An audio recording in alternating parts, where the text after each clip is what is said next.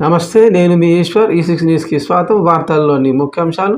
కేసీఆర్ సారుకు షాకుల మీద షాకులు తగులుతున్నాయి. బీఆర్ఎస్ పార్టీకి చెందిన 6 ఎమ్మెల్సీలు పార్టీ ఫిరాయించేశారు. గురువారం అర్ధరాత్రి రేవంత్ రెడ్డి సమక్షంలో కాంగ్రెస్ కండువాలు కప్పుకున్నారు. ఇప్పటికే 6 ఎమ్మెల్యేలు కాంగ్రెస్లో చేరినారు.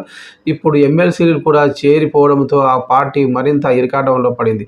తెలంగాణలో చరిత్ర రిపీట్ అవుతోంది. గతంలో బీఆర్ఎస్ అధికారంలో ఉన్నప్పుడు జరిగిన పరిణామాలు ఇప్పుడు మళ్ళీ చూస్తున్నాం. అయితే సీన్ రివర్స్ అయ్యింది. మొన్నటి వరకు ఇతర పార్టీల నుండి బీఆర్ఎస్ పార్టీలోకి వెళ్ళేవారు కనిపించారు. అధికారం మారేసరికి బీఆర్ఎస్లో ఉన్న వాళ్ళంతా కాంగ్రెస్లో చేరిపోతున్నారు. ఎలాంటి హడావిడి లేదు. సైలెంట్గా ఎమ్మెల్సీలంతా రాత్రికి రాత్రే కాంగ్రెస్లో జాయిన్ అయినారు. MLC Bhanuprasad, Baswaraj, Saraiah, Dande Vittal, MS Prabhakar, Yegge Mallesham, Boggarapu Dayanand party మారిన వారిలో ఉన్నారు.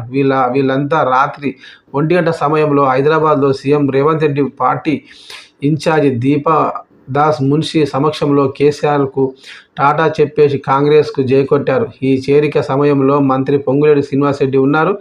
ఆయనతో పాటు మాజీ మంత్రి సుదర్శన్ రెడ్డి, కాంగ్రెస్ సీనియర్ నాయకులు ఉన్నారు. సీఎం రేవంత్ రెడ్డి ఢిల్లీ నుంచి వచ్చి రాగానే ఈ చేరికలు జరిగినాయి.